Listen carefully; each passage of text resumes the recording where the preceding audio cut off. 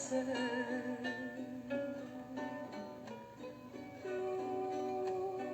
Lucerito del alba con tus destellos de amanecer. Ay, quien pudiera lindo lucero con toda mi pasión. Ay, con todo mi amor.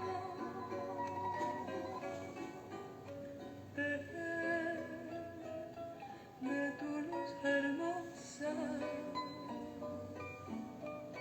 una trenza de luz pura para adornar la figura de mi morena graciosa, para adornar la figura de mi morena graciosa. Mi lucerito, ay, quien pudiera, mi lucerito, ay, quien pudiera.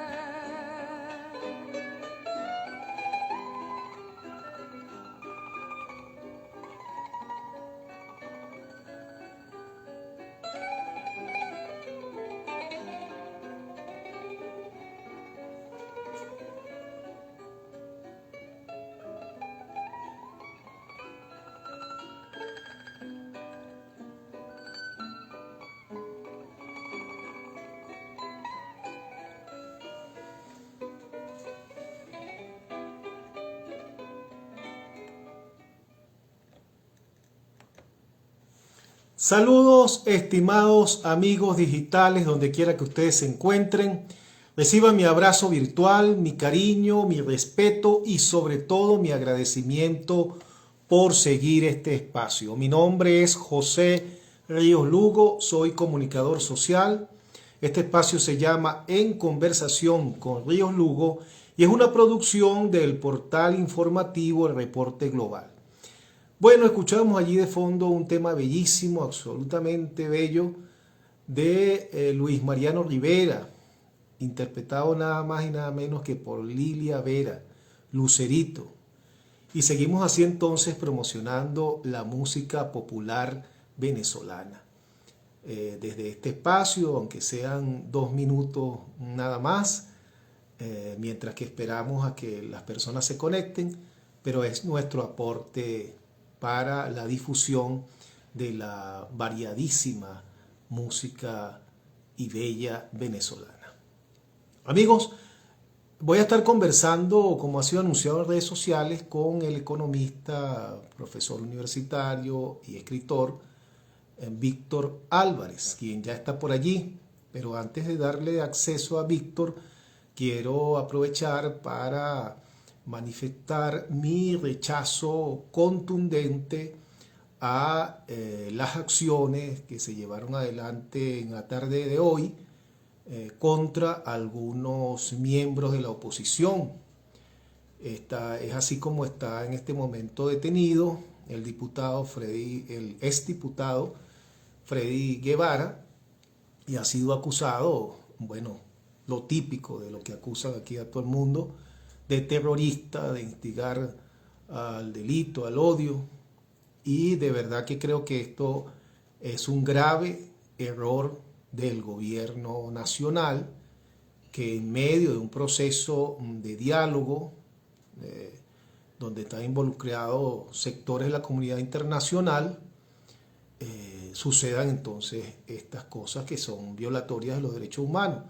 La idea aquí es que salgan todos los presos políticos, no que metan a más personas por su pensamiento en prisión, por su forma de pensar, por su ejercicio político.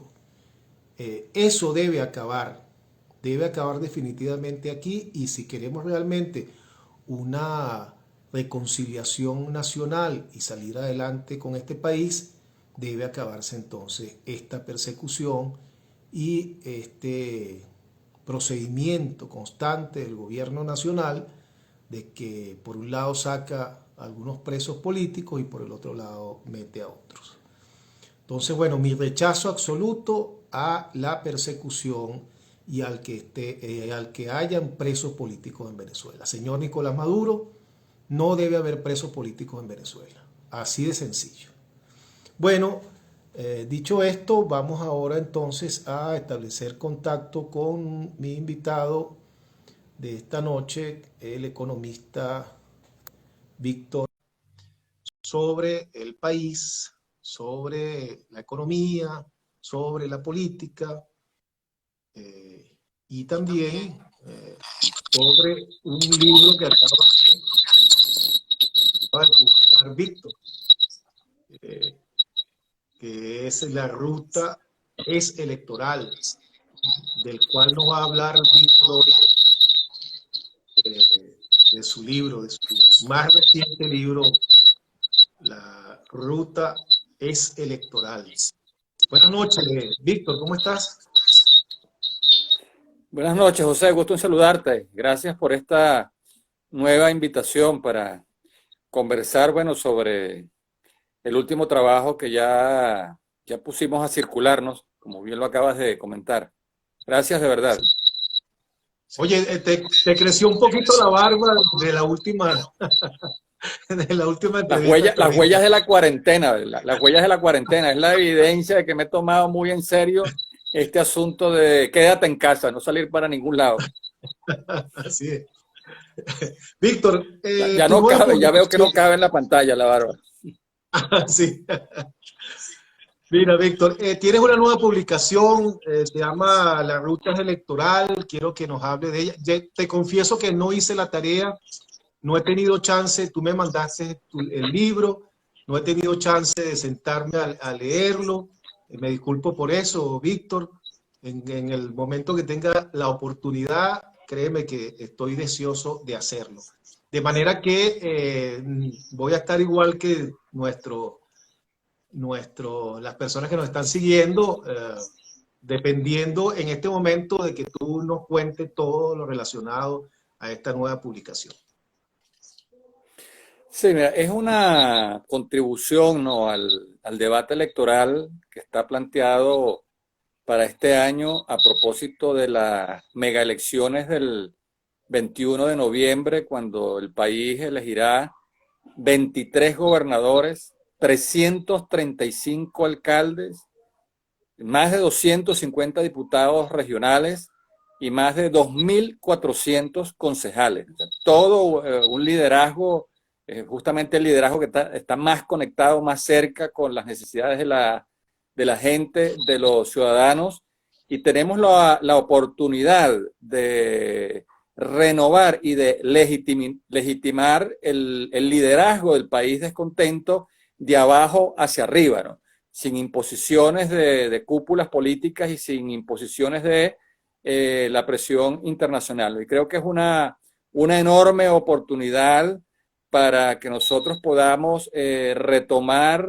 la ruta electoral, recuperar la confianza en la institución del voto de estos últimos años, ¿no?, donde nos vimos muy cerca de una confrontación entre venezolanos, entre hermanos, donde nos vimos muy cerca de una aventura insurreccional y violenta, ¿no? En los últimos 2 años vimos los reiterados intentos, ¿no?, para tratar de provocar una situación violenta en el país, desde el famoso Cucutazo, ¿no?, cuando se quiso forzar el ingreso de ayuda humanitaria como una provocación, ¿no?, para que los venezolanos se enfrentaran, el fracasado golpe del 30 de abril del año 2019, el financiamiento a mercenarios, ¿no?, a través de la abortada Operación Gedeón, los llamados insistentes a activar el numeral 11 del artículo 187 de la Constitución, que le permite a la Asamblea Nacional, o que le permitía a la Asamblea Nacional autorizar la presencia de tropas militares extranjeras en el territorio nacional, los llamados que todavía se hacen para activar el Tratado Interamericano de Asistencia Recíproca son referencias, ¿no?, a esa amenaza que realmente hubo en el país de pretender dirimir, resolver el conflicto político interno por una vía violenta, ¿no? Creemos que fracasados esos intentos, el país está reflexionando, el país está recapacitando, y de allí el título del libro, ¿no? O sea, la ruta electoral. En Venezuela la ruta es electoral. O sea, cómo convertir en una fuerza de cambio el descontento nacional. De eso precisamente es que trata el libro. Y más o menos pudiera adelantarnos cómo convertir esa fuerza en cambio. ¿Puedes darnos Sí. unos tips Bueno, del mira, libro? seguro, seguro, con mucho gusto. Mira, la idea principal del libro, ¿no?, es que, si bien es cierto que las condiciones electorales en el país están muy deterioradas, ¿no? Todos sabemos los abusos que realiza el gobierno. Hoy mismo estabas, bueno, el hecho de la detención arbitraria, ¿no?, de estos dirigentes de la oposición. El gobierno abusa de eso para amedrentarnos, para intimidar, despliega un permanente proceso de persecución, ¿no?, de encarcelamiento, obliga al exilio a dirigentes políticos que bien pudieran ser candidatos ganadores, ¿no?, en estas elecciones, ¿no? Interviene partidos políticos, arrebata sus direcciones a sus dirigentes naturales para entregarle la conducción de estos partidos a disidentes que están dispuestos a pactar y hacer alianzas con el gobierno, ¿no? Condiciones electorales muy deterioradas porque se abusa del sistema de medios públicos para promover las candidaturas oficialistas y cerrarle, ¿no?, esa ventana a los candidatos de la oposición, ¿no? Hay un uso descarado, ¿no?, de los recursos públicos, del financiamiento, el uso de los vehículos, de los autobuses, ¿no?, el día de las votaciones o en las campañas electorales. En fin, todos sabemos que en el país hay un ventajismo, ¿no?, sin escrúpulos por parte del gobierno.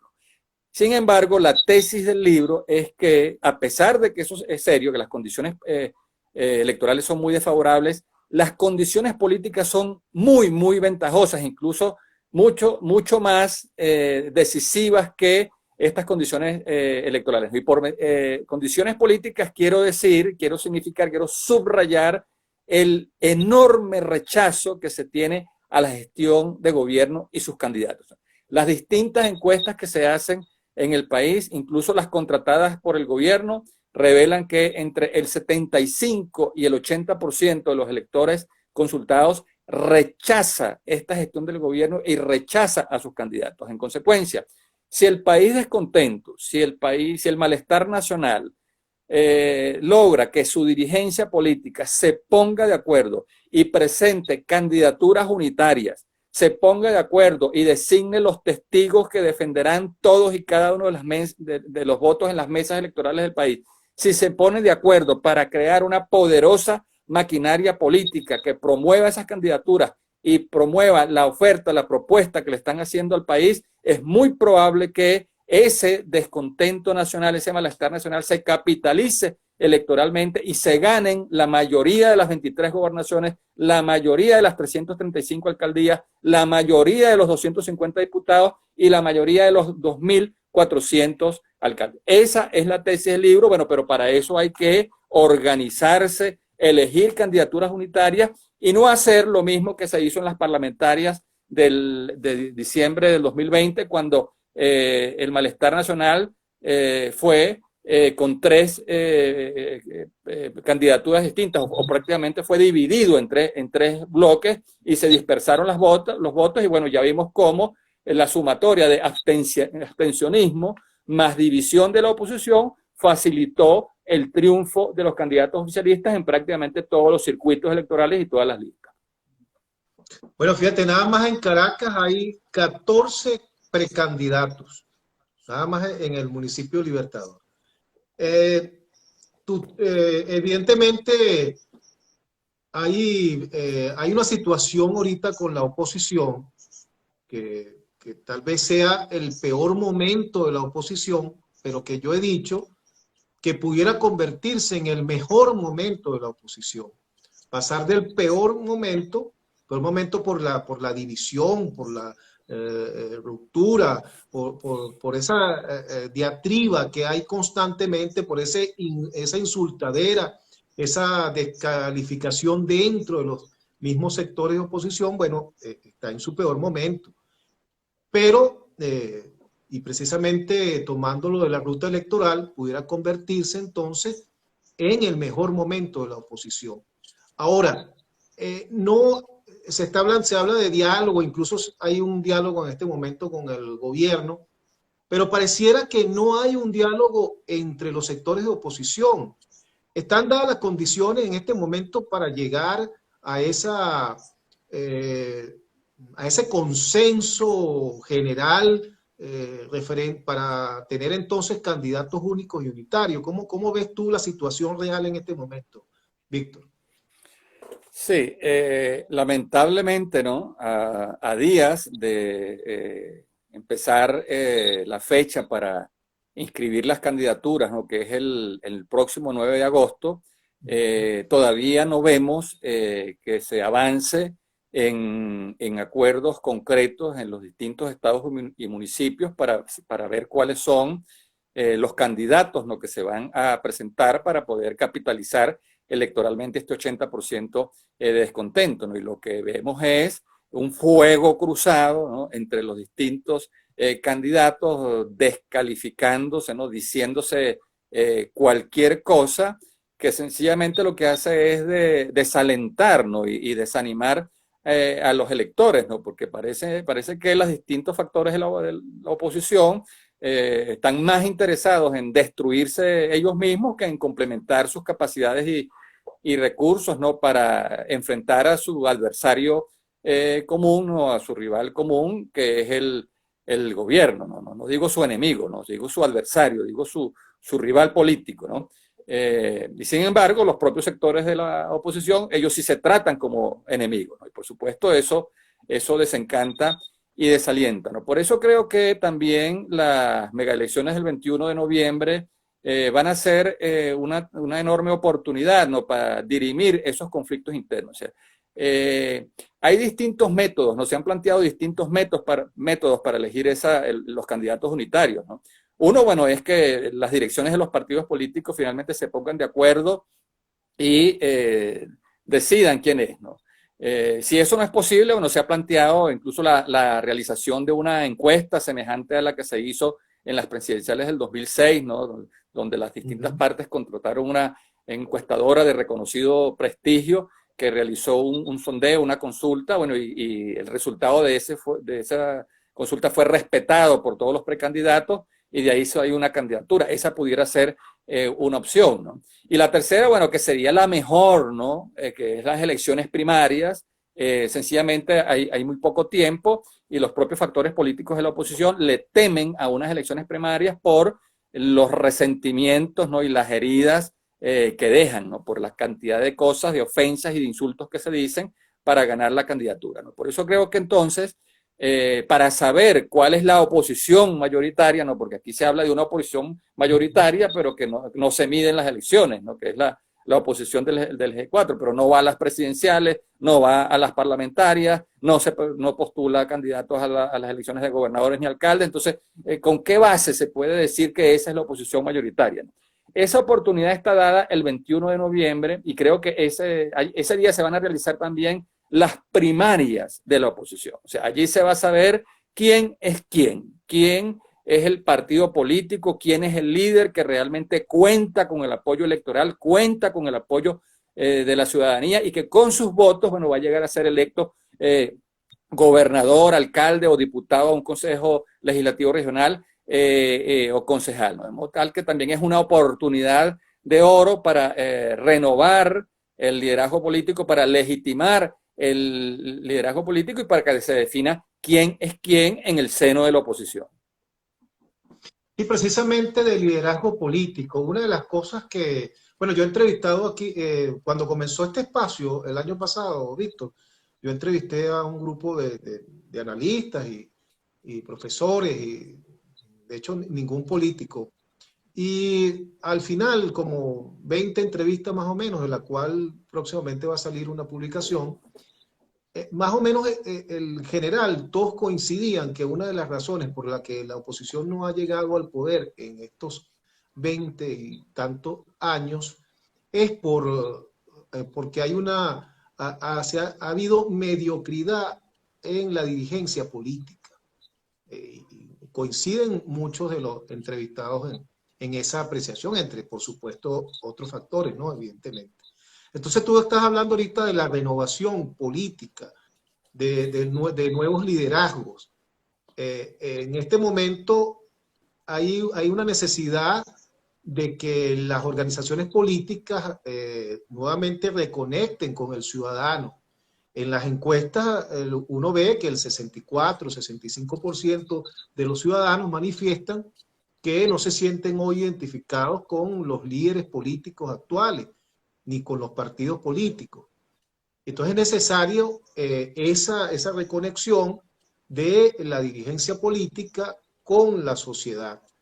Eso se está haciendo. Tú observas que los partidos están trabajando, están haciendo ese trabajo de hormiguita, de abandonar un poco, o no abandonarlo, sino dejar en un porcentaje mínimo las redes sociales y salir a la calle con las medidas necesarias, por supuesto, para patear, para reconquistar a la gente, para más que darle discursos, escuchar a la gente y sus planteamientos, sus inquietudes, sus necesidades.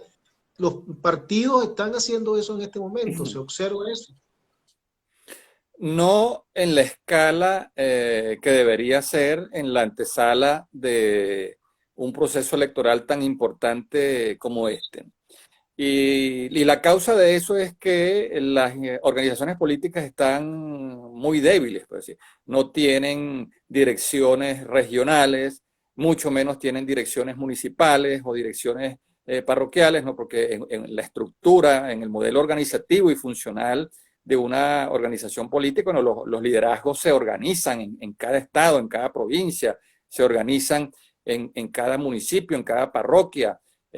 Incluso cuando es muy fina la organización, esa se expresa también en las universidades, en las fábricas, ¿no? Esa fortaleza organizativa de los partidos se ha perdido, está muy debilitada. La mayoría son organizaciones vanguardistas, ¿no? Que no tienen ese liderazgo, muy mediáticas, ¿no? Y muy afincadas en el volumen que puedan tener a través de las distintas redes sociales, pero creo que un saldo positivo de este proceso electoral va a ser que el esfuerzo que están haciendo las organizaciones políticas que están postulando sus precandidatos y que van a tener candidatos, les va a quedar esa estructura organizativa que fue justamente muy debilitada, muy erosionada, muy descuidada por la recurrente abstención, ¿no? Porque la propia participación en el proceso electoral obliga a las organizaciones, bueno, a fortalecerse, pues, y cuando decidieron abstenerse, pues sencillamente descuidaron ese trabajo organizativo y por eso no las vemos desplegadas a lo largo y ancho del territorio nacional, ¿no? Pero ese va a ser un saldo organizativo positivo que va a quedar. Vamos a ver muchas organizaciones que se van a reconstruir, ¿no? Que se van a restaurar al calor de este proceso. Sí,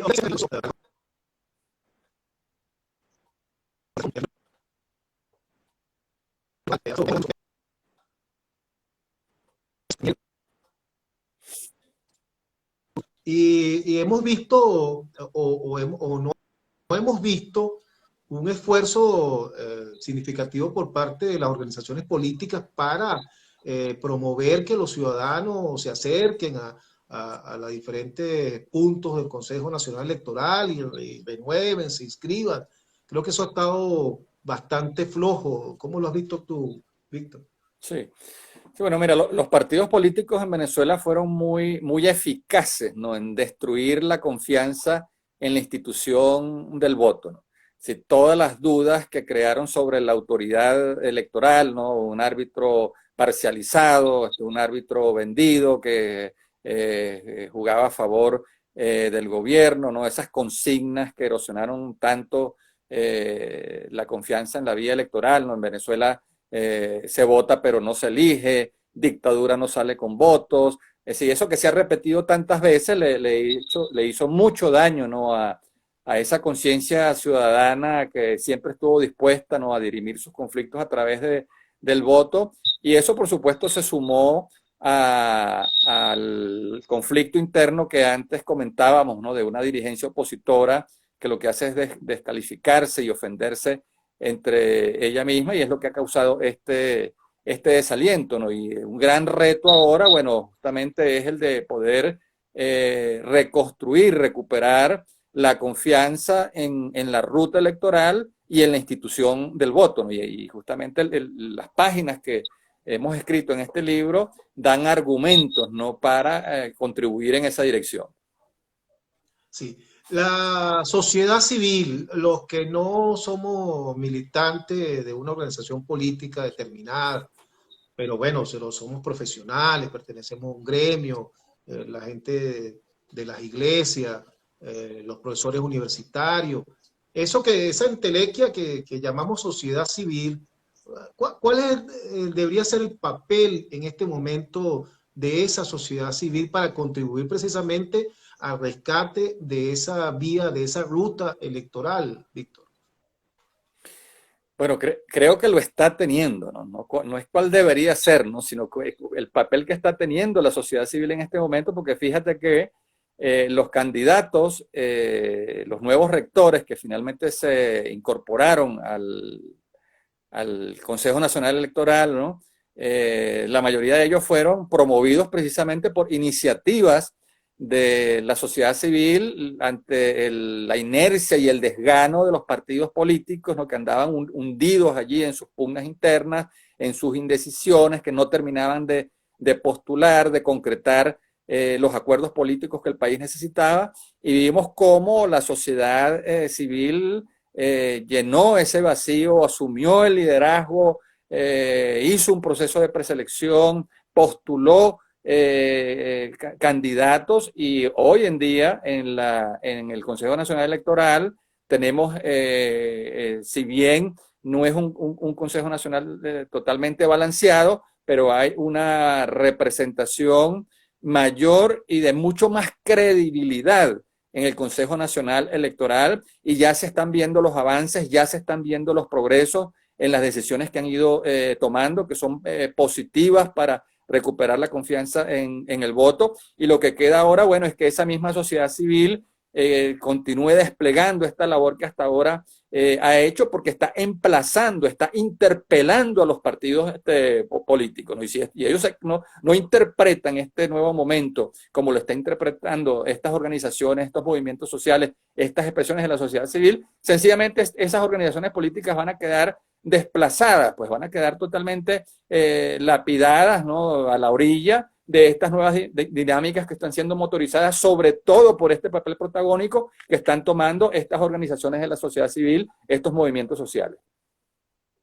Sí, fíjate, dentro de las campañas que tienen los que siguen escépticos o llamando a la abstención, señalan que no tiene sentido acudir a las regionales porque eso no va a sacar a Maduro. Maduro no va a salir del poder por participar en las regionales, que el país no aguanta un día más, que hay que salir hoy a como dé lugar de Nicolás Maduro. ¿Qué va a pasar o qué podría pasar el 22 de noviembre? Bueno, fíjate lo equivocado de ese diagnóstico, ¿no? De creer que participar en las elecciones de gobernadores y alcaldes no va a provocar el cambio político que los venezolanos quisiéramos, ¿no?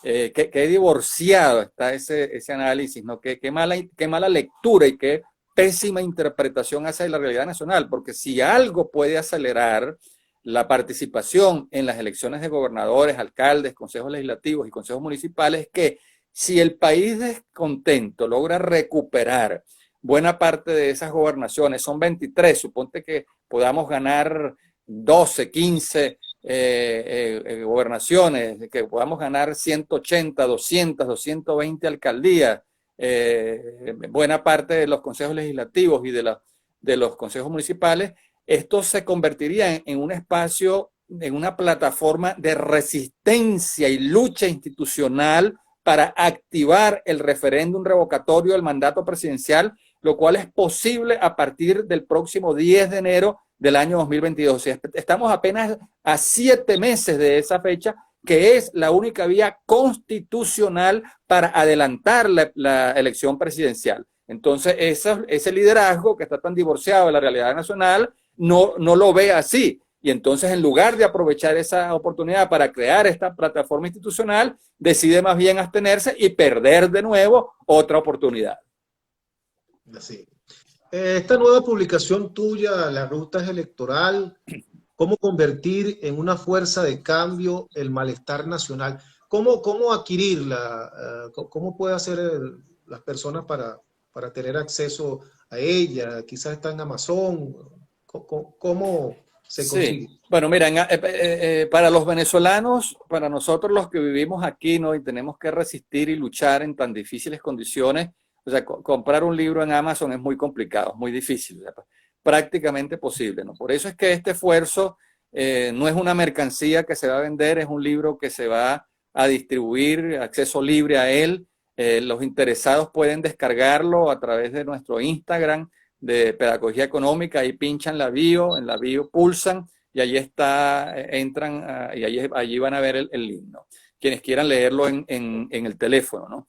Quienes prefieran leerlo en la computadora, porque les resulta más cómodo, también pueden descargar el libro a través de nuestro blog. Entran en nuestro blog Pedagogía Económica con Víctor Álvarez y allí van a encontrar la portada del libro, allí pulsan y allí pueden descargar el libro, ¿no? Allá hay un análisis, ¿no?, de lo que ha sido esta estrategia equivocada de abstenerse, ¿no?, con la falsa expectativa de que si se desconocían estas elecciones a nivel nacional e internacional, eso iba a justificar una intervención internacional que resolviera desde afuera un conflicto que somos nosotros los venezolanos quienes tenemos que resolverlo, ¿no? Y hay una fundamentación también muy detallada sobre la obsesión por adelantar la elección presidencial, ¿no? Mira, José, tú sabes muy bien, y los que vivimos aquí sabemos muy bien, que quien reciba este país va a recibir un país en ruina, pues, un país por el suelo, pues, con unos servicios públicos totalmente colapsados, ¿no? Los problemas de apagones no programados, ¿no?, del servicio eléctrico que se interrumpe, ¿no?, sin aviso, siguen siendo un látigo, ¿no?, para nuestra población, para nuestros hogares, para el aparato productivo, ¿no? El racionamiento de agua potable cada vez es más severo, ¿no? Los problemas de gas doméstico han llevado a la gente a cocinar con leña, ¿no? Las telecomunicaciones en el país son también un horror, un desastre, ¿no? Vemos cómo está la infraestructura pública de carreteras, de puertos, de aeropuertos. Es decir, quien tome las riendas de este país va a recibir un país en ruinas, pues.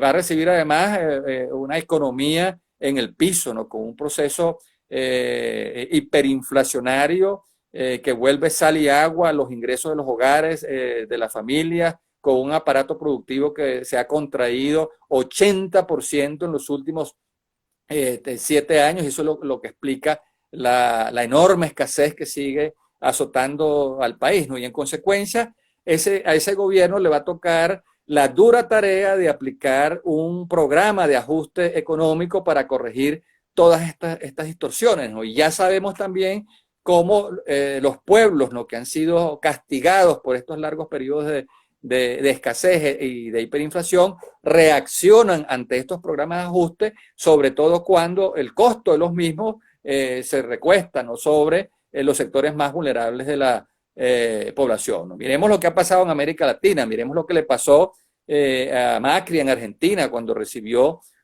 un gobierno plagado de un país plagado de distorsiones, desequilibrios, quiso enderezar el rumbo y bueno, las medidas de ajuste que tomó, el costo recayó sobre los sectores más débiles de la sociedad, pues sobre las pequeñas y medianas empresas, sobre la clase media, sobre los trabajadores y bueno, vimos cómo en las elecciones siguientes sencillamente fue castigado y se restauró el gobierno que él había derrotado en las elecciones anteriores. No veamos lo que le pasó a Lenín Moreno en Ecuador cuando quiso sincerar el precio de los combustibles, como el país estalló por los cuatro costados. Veamos lo que le pasó a Piñera en Chile cuando quiso también tomar unas medidas de ajuste. El país también explotó, cansado, y bueno, forzaron unos acontecimientos que no los tenían previstos. Miremos recientemente lo que le acaba de pasar a Duque en Colombia, ¿no?, con la reforma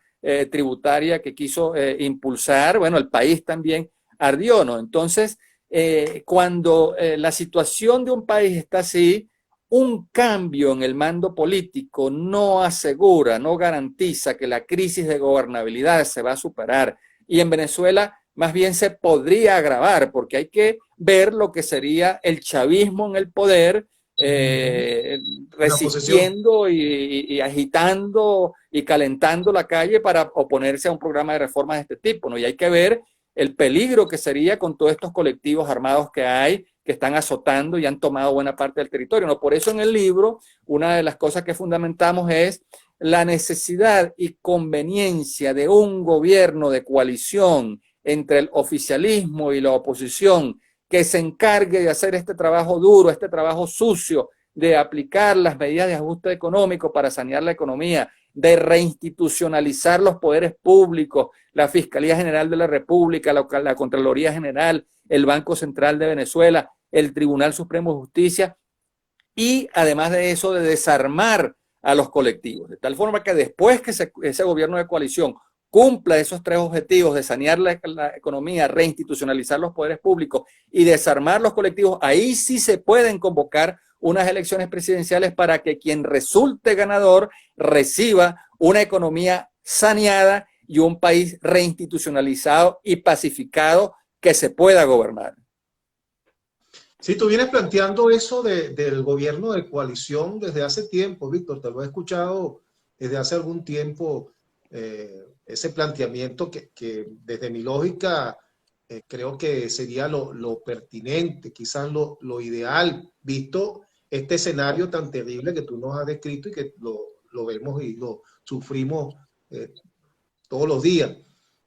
¿Qué medidas un gobierno de este tipo, que en caso de que se pueda dar, o en caso de cualquier gobierno que venga opositor, que llegue al poder, bien sea a través del referéndum o en el 2024, ¿qué medidas inmediatas debería tomar, visto el gran déficit fiscal que tiene el país, visto cómo está desmantelada prácticamente nuestra principal industria, la petrolera, y visto la cantidad de dinero que se necesita para empezar a reimpulsar la economía? ¿Cuáles serían esas primeras medidas que debería tomar? Por cierto, Víctor, el presidente Nicolás Maduro hace poco, ahí en el evento que tienen de diálogo y reconciliación nacional, hizo un llamado a que lo ayudaran en materia económica, que le presentaran propuestas en materia económica, incluso los sectores de oposición, y que él se comprometía a revisarla y a discutirla, incluso hasta públicamente, si era necesario. ¿Qué medidas deberían de tomarse? Bueno, mira, las medidas hay que tomarlas a partir de los problemas prioritarios. Porque un programa de ajuste económico, un programa de reformas bien pensado, tiene que dejar clara esa prioridad y en función de eso uno tiene que entonces escoger las medidas correctas aplicadas en un orden lógico y sobre todo a un ritmo adecuado, ¿no? Y comunicárselas bien al país, explicárselas bien al país. Entonces, ¿cuáles son los principales problemas que en estos momentos atormentan a la población?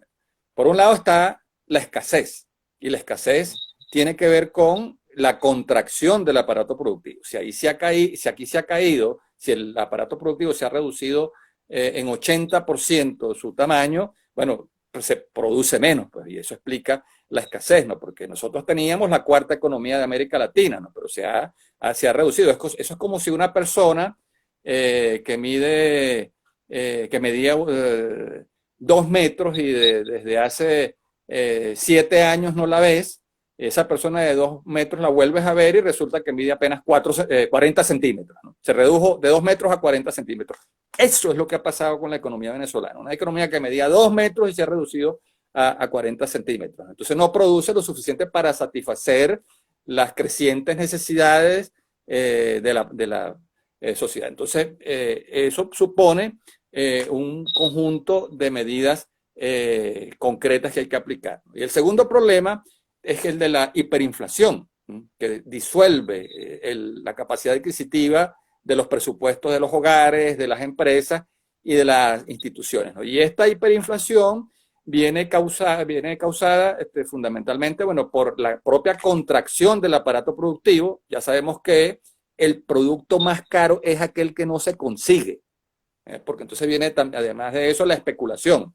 Entonces, si quieres abatir la inflación, tienes que reactivar la producción agrícola y la producción industrial con incentivos fiscales, con incentivos monetarios, financieros, medidas de asistencia técnica, de compras gubernamentales, de fortalecimiento de capacidades tecnológicas innovativas y todo un conjunto de medidas de apoyo a ese aparato productivo para que comience a generar una abundante oferta de bienes y servicios y se puedan comenzar a encontrar con producción nacional eso que hoy está asignado por la escasez, ¿no?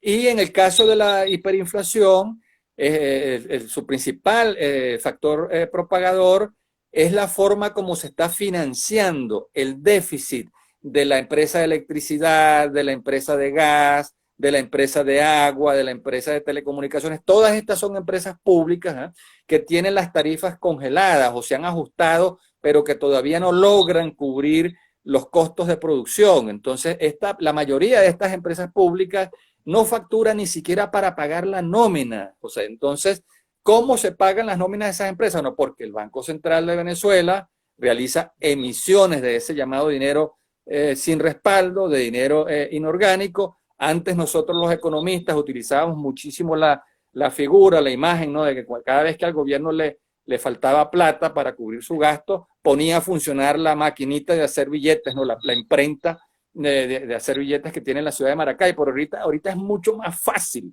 Ahorita no necesita ni siquiera imprimir el dinero. Ahorita son transferencias electrónicas. Es dinero contable el que se crea. Entonces son transferencias a PDVSA para que a su vez PDVSA haga transferencias a las cuentas de los trabajadores y pague la nómina. Son transferencias a Corpoelec para que Corpoelec entonces reciba esa transferencia de dinero artificial y pague la nómina, ¿no? ¿Y qué es lo que pasa en una economía contraída donde hay muy pocos bienes y le inyectas esa tubería de plata? Bueno, que mucha plata, mucho dinero detrás de pocos bienes, entonces lo que hace es disparar los precios. En consecuencia, si se quiere resolver ese problema, hay que plantear en la agenda de debate entonces corregir el déficit de todas estas empresas públicas deficitarias. Ahora, ¿cómo corriges el déficit? Bueno, tienes que ajustar la tarifa de electricidad, tienes que ajustar la tarifa de gas doméstico, tienes que ajustar y aumentar la tarifa de agua potable, la tarifa de teléfonos, de internet. Esta gasolina supuestamente subsidiada, que es una gasolina regalada, también tienes que revisar eso, porque esos subsidios y esas gratuidades indebidas son las que se pagan con el impuesto inflacionario, son las que se pagan con hiperinflación. Entonces la gran pregunta, ¿está el país preparado para recibir un ajuste de esta naturaleza? O sea, este país exhausto, castigado por esta larga hiperinflación, por esta escasez, recibiría ese golpe del ajuste de las tarifas. Entonces es aquí donde planteo en el libro también la importancia de la mediación internacional. del acompañamiento internacional, porque hasta ahora lo que uno ve es que la presión internacional no ha ayudado a resolver estos problemas. Al contrario, las sanciones han agravado el problema. Aquí se ha manipulado mucho el tema de las sanciones porque se confunden las sanciones personales contra personas que están involucradas en delitos de corrupción, en violación de derechos humanos, con las sanciones económicas a PDVSA, al Banco Central de Venezuela o a las empresas públicas. O sea, las sanciones personales, esas están bien, ¿no? Están correctamente aplicadas, tienen que ser incluso reforzadas, ¿no? Porque no se puede permitir la impunidad ante el desfalco que se hizo de los recursos públicos y ante la cantidad de delitos de violación de derechos humanos que ha habido en Venezuela, ¿no? Pero eso es muy distinto a las sanciones contra PDVSA y a las sanciones contra el Banco Central y a las sanciones contra las compañías públicas que no pueden entonces comprarle a proveedores internacionales, porque si estos proveedores internacionales se atreven a desafiar las sanciones y le venden transformadores eléctricos a Venezuela o le venden compresores o bombas de agua, sencillamente son sancionados, y eso lo que ha hecho es empeorar la calidad de los servicios públicos, empeorar las exportaciones petroleras venezolanas, castigar el ingreso en divisas que se hubiese podido utilizar para importar alimentos, la vacuna contra el COVID, combustible. Entonces, de allí que en el libro planteo un cambio en el paradigma internacional, que en lugar de seguir apostando a un endurecimiento de las sanciones, en lugar de seguir apostando a un cerco diplomático, más bien se plantee un canje de sanciones a cambio de incentivos, siempre y cuando se concrete la conformación de ese gobierno de coalición. O sea, la presión internacional puede ofrecer estos incentivos para resolver todos estos problemas, y esos incentivos no se los daría ni al gobierno de Maduro ni al llamado gobierno interino de Guaidó, sino serían incentivos para que oficialismo y oposición se pongan de acuerdo, conformen un gobierno de coalición y entonces reciban estos incentivos a cambio de las mejoras de las condiciones electorales, a cambio de la liberación de los presos políticos, a cambio de un compromiso por no utilizar ventajosamente el sistema de medios públicos y los recursos en las próximas megaelecciones del 21 de noviembre. Es decir, hay margen de maniobra, hay soluciones distintas que rompan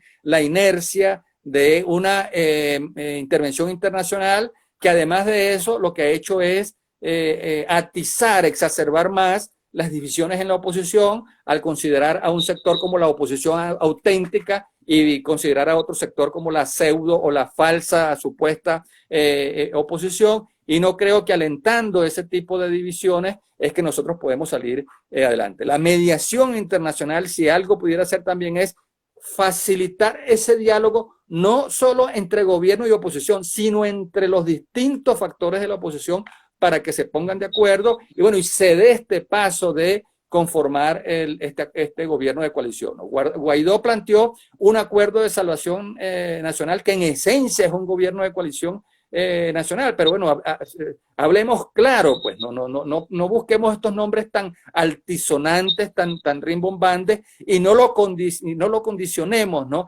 a adelantar la elección presidencial, porque esa propuesta de acuerdo de salvación nacional sencillamente reincide en el mismo error, que es querer forzar el adelanto de una elección presidencial, y ya expliqué por qué esto sencillamente sería totalmente contraproducente, y lo mejor sería entonces avanzar en esta dirección de crear de conformar ese gobierno de coalición nacional que se ocupe de esos tres objetivos claros: o sea, sanear la economía, reinstitucionalizar los poderes públicos y desarmar los colectivos para que el nuevo presidente que se elija en este país reciba una economía saneada, un país reinstitucionalizado y pacificado que se pueda gobernar.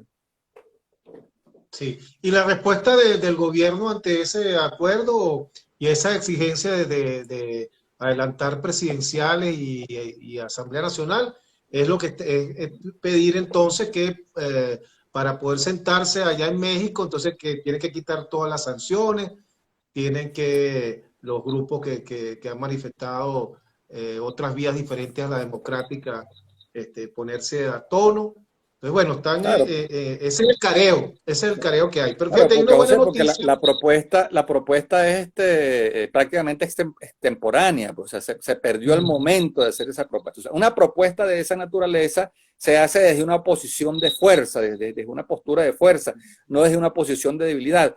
Si el G4, si ese sector de la oposición, liderado por Guaidó, hubiese hecho esa propuesta de compartir el poder, cuando tenía el reconocimiento del gobierno de Estados Unidos y de más de 50 gobiernos del mundo, cuando Guaidó estaba gozando de altísimos niveles de popularidad, bueno, seguramente desde esa oposición de fuerza le hubiese podido torcer el brazo a Maduro y lo hubiese obligado a compartir el poder, pero no, la apuesta fue al todo o nada, al ganador se lo lleva todo, a la rendición humillante e incondicional del gobierno. Se decía que lo único que se iba a negociar con Maduro era el salvoconducto para el país donde se iba a asilar o el color del uniforme de la cárcel de Guantánamo, y entonces, bueno, se cometió un gran error, porque al final de cuentas, bueno, vimos la espiral de errores que cometió ese sector de la oposición, como todo ese apoyo hoy en día prácticamente está muy, muy erosionado.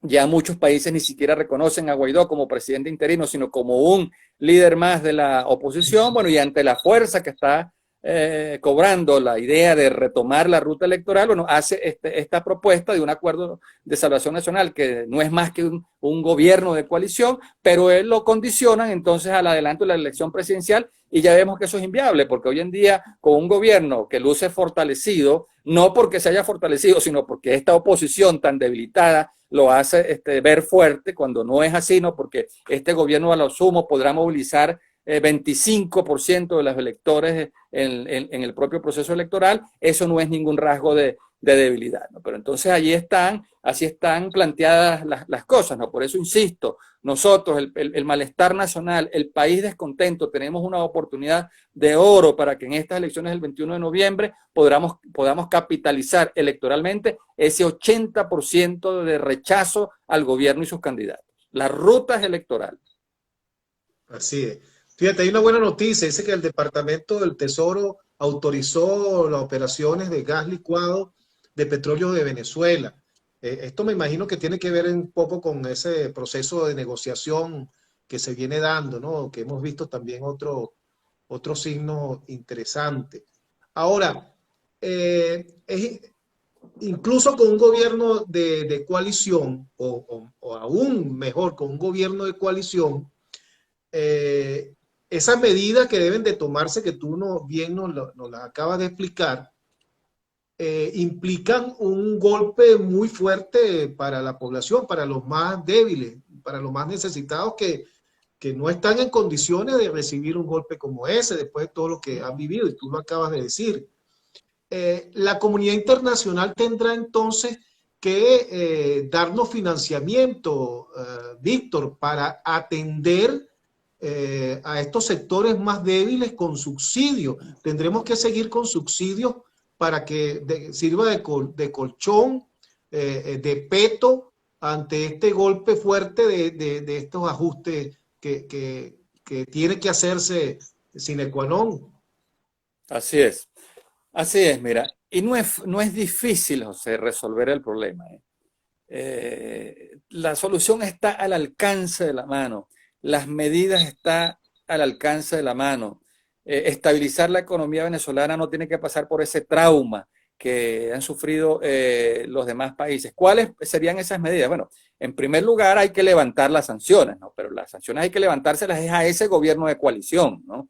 No a Maduro ni a Guaidó, a ese gobierno que se base en una agenda de interés nacional, de los problemas concretos que hay que resolver, que son los que le interesan al país. Mira, la eliminación de los subsidios no tiene por qué ser traumática, porque el problema es que aquí hay subsidios empobrecedores, aquí hay gratuidades empobrecedoras. Mira, aquí el litro de gasolina subsidiada cuesta 5.000 bolívares. ¿Sabes que cuesta 5.000 bolívares? Bueno, con una tasa de cambio, con un dólar que cuesta 3.300.000 bolívares, 3.300.000 bolívares, que es lo que cuesta un litro de gasolina en cualquier país, un dólar más o menos, 3.300.000 bolívares. Aquí ese litro de gasolina cuesta 5.000 bolívares, 5.000 bolívares. ¿Cómo se paga eso? Como lo expliqué antes, con el impuesto inflacionario. Entonces, y ¿quiénes ves en las estaciones de servicio, en las bombas de gasolina? Ves a la gente pobre que no tiene carro, que no tiene ni siquiera moto, beneficiándose de ese de ese subsidio de la gasolina. No, se benefician los sectores que tienen más recursos, que tienen más ingresos. Entonces, es preferible eliminar ese subsidio indirecto que beneficia a pobres y ricos por igual, ahorrarse esa enorme cantidad de millones que se pierden por esa vía y sustituir ese subsidio indirecto que beneficia a todos por igual sin dar su capacidad de ingreso, directos,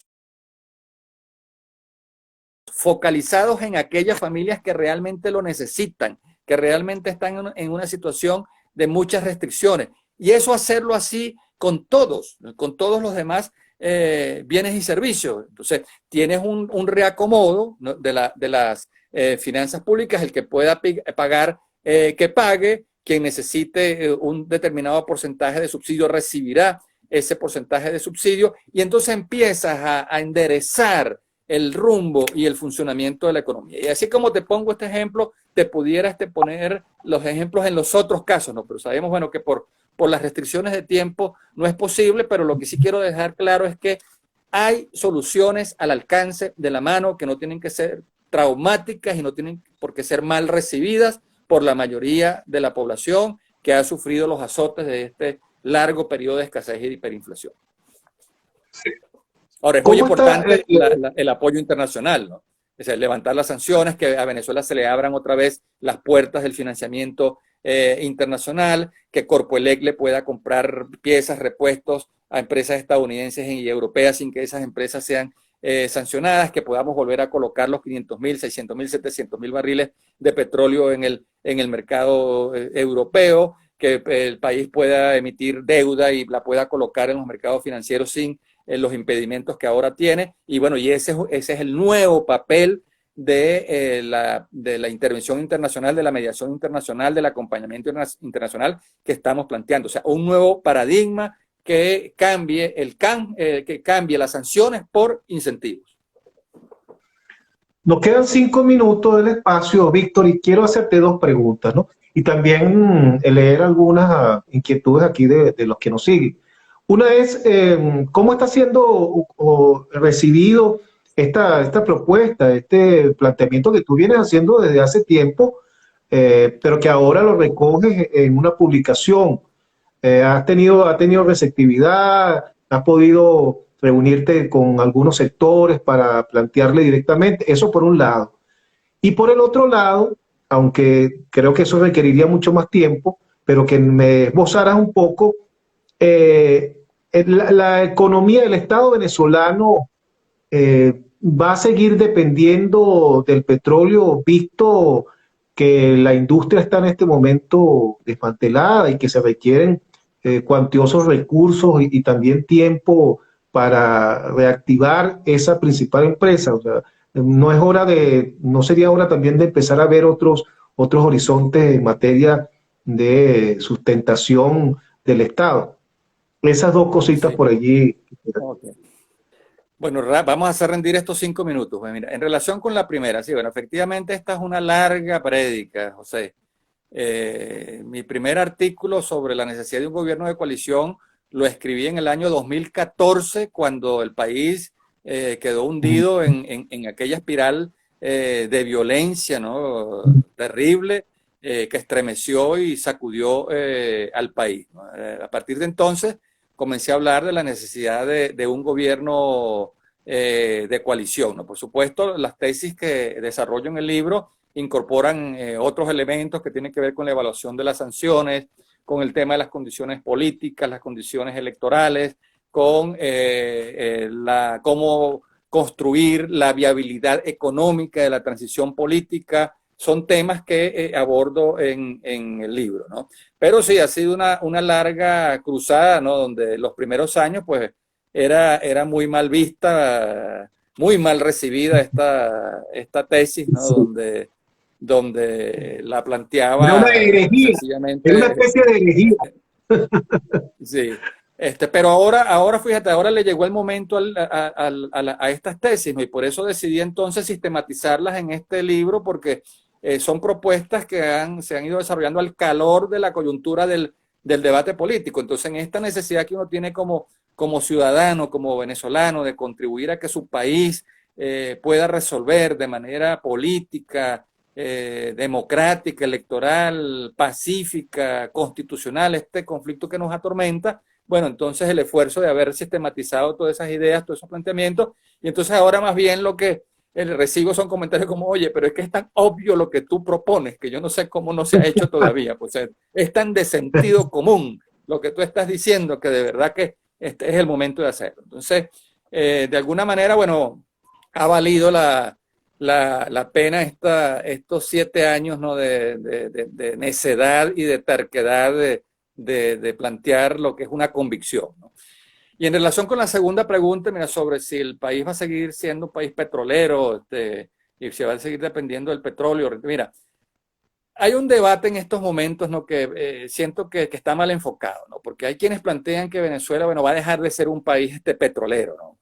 Y no creo que Venezuela, que es el país con las reservas de petróleo más grandes del mundo, vaya a dejar de ser un país petrolero, ¿no? Mientras el petróleo se siga utilizando como fuente de energía y como materias primas y de fuente de energía de las más baratas. O sea, aquí se exageran mucho las expectativas sobre cuánto es la esperanza de vida que le queda al petróleo, y casi, bueno, que el fin de la era del petróleo está a la vuelta de la esquina, ¿no? Y este es un planteamiento que ya se ha hecho desde hace muchos años, ¿no? Creo que Venezuela va a seguir siendo un país petrolero. Lo que sí va a dejar de ser es un país rentista, ¿no? Porque ya el petróleo no provee el mismo volumen de recursos ni la misma renta que antes. Ya ni siquiera la propia PDVSA ni el propio gobierno tienen recursos para reactivar los pozos o para hacer nuevas inversiones, y por eso tendrá que abrirse a la inversión privada nacional extranjera, ¿no? Y lo que sí está cambiando entonces es el modelo, es el mapa mental que gobernó a una industria donde la concepción siempre fue muy nacionalista y muy estatista, ¿no? Y donde el Estado era el que tenía que tener la mayoría accionaria o el 100% de la propiedad de las empresas que se encargan de extraer y de procesar el recurso, ¿no?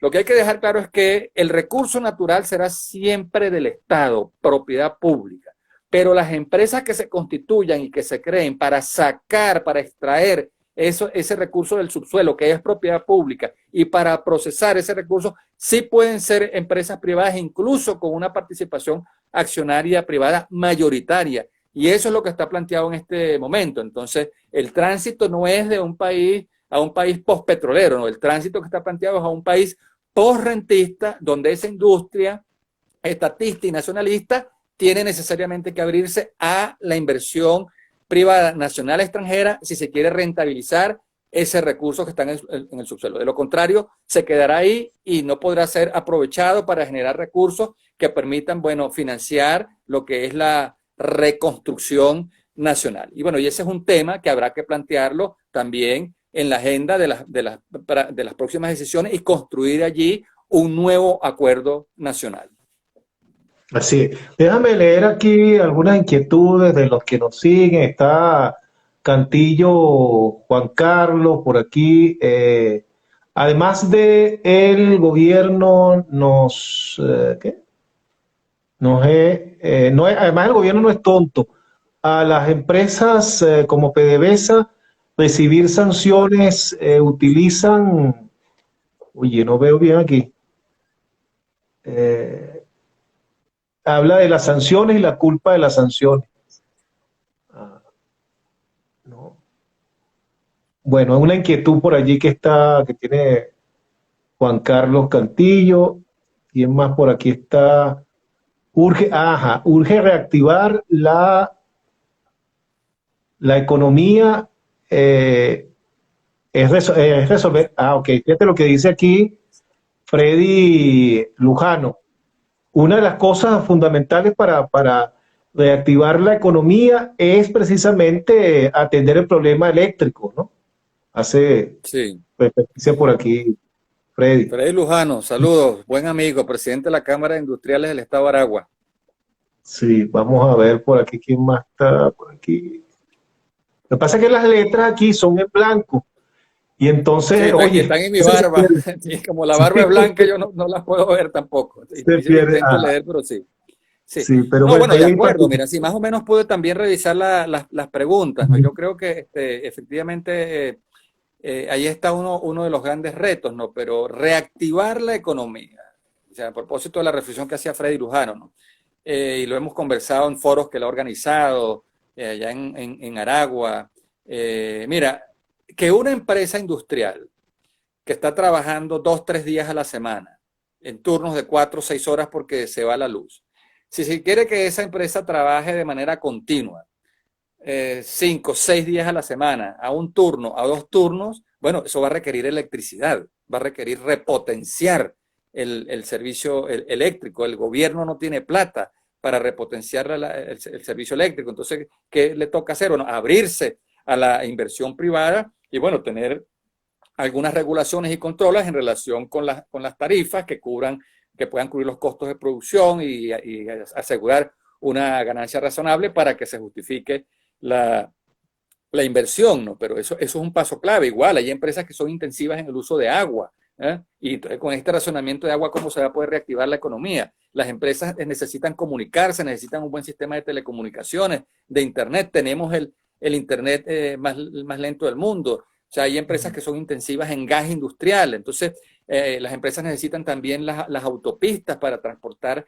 el transporte de carga, pues los camiones, las gandolas. Hace falta un sistema de puertos, aeropuertos para exportar, para recibir las importaciones. Entonces, es un proceso complejo, ¿no? Donde este Estado ya no tiene la capacidad financiera que antes tenía, porque ya no está extrayendo 3.300.000 barriles diarios que los vendía a 90, 100, $110, ¿no? Ahora en estos momentos está extrayendo apenas 600.000 barriles y los precios están en 55, en 60. El ingreso petrolero se ha caído en un 70%, y en consecuencia, con un Estado que tampoco recauda impuestos sobre la renta porque la economía se ha contraído 80%, las empresas cierran el ejercicio fiscal con pérdidas, no, en su declaración de impuestos sobre la renta no pagan impuestos, tampoco recauda IVA porque las operaciones de compraventa se han informalizado y la gente compra una nevera o una cocina y no pide la factura justamente para ahorrarse el 16% del IVA. Entonces tenemos un Estado que no tiene ingresos fiscales ni de origen petrolero, ni por la vía de impuestos sobre la renta, ni por el IVA. Y no puede financiar la repotenciación de toda esta infraestructura, ni puede financiar los créditos que antes daba al aparato productivo, no aquellos créditos que daba Foncrey, el Banco Industrial ya desaparecido, el INAPIMI, ¿no? Que eran créditos a bajas tasas de interés, muy largos plazos y garantías flexibles. Eso es cosa de la Venezuela rentista, de esta Venezuela que ya no volverá, ¿no? Y por eso entonces planteo que en Venezuela lo que hay es un tránsito no a la Venezuela pospetrolera, no, sino al posrentismo, y el posrentismo significa que el Estado ya no tiene esa capacidad de intervención en la economía y tiene que abrirse necesariamente a la inversión privada, nacional y extranjera, bajo otro marco legal y bajo otro entorno institucional que habrá que crear en los próximos años en este proceso de reconstrucción nacional que está planteado en el país. Perfecto. Por aquí nos dice Rubén Cárdenas, excelente opinión, coincidimos en varios planteamientos, hay que rescatar la función pública. Bueno, Víctor, llegamos al final del espacio. Reitéranos cómo acceder a tu libro La Ruta es Electoral. Sí, pueden bajarlo a través del Instagram, Pedagogía Económica. Allí se van a la bio, a la pestaña donde está la bio, pulsan allí y ahí van a abrir cuando se despliegue el libro. Para quienes quieran leerlo en el teléfono, ¿no? Quienes les resulte más cómodo leerlo en la pantalla de la computadora, bueno, van al blog Pedagogía Económica con Víctor Álvarez, ahí van a ver la portada del libro, pulsan allí, lo despliegan y lo descargan en la computadora. Una contribución a este debate que debemos dar todos los venezolanos para resolver aquí entre nosotros de manera pacífica, y buscarle una solución política a este largo conflicto. Allá hay argumentos, tesis para, bueno, alimentar este debate y poder asegurar que el 21 de noviembre vayamos masivamente a renovar y a legitimar ese liderazgo que está más cerca de nuestras necesidades y nuestras demandas. Así es. Y también, bueno, invitamos a quienes van a acceder al libro que también lo compartan, ¿verdad?